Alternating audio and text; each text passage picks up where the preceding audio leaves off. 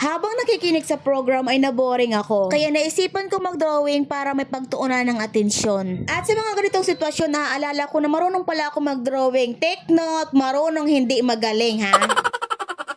Nakita ko ang mga papel ng attendance kaya kumuha ako ng isang coupon paper. Coupon paper.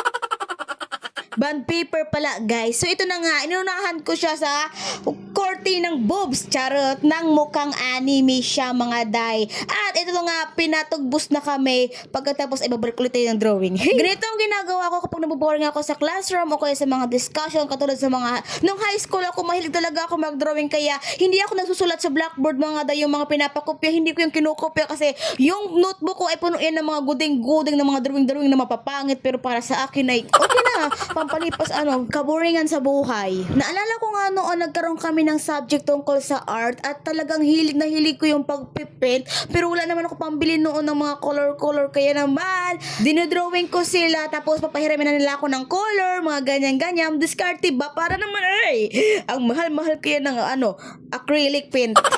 Ito kasi yung libangan ko na hindi ako napipressure mga day. As in yung lang, drawing, walang ginagawa, walang iniisip, parang nakakabuo ko na lang dyan. At talagang nakakatulong siya kapag halimbawa nag-overthink kasi mas nagiging creative ka ganun. Sana tapos ang mga result kagbabara.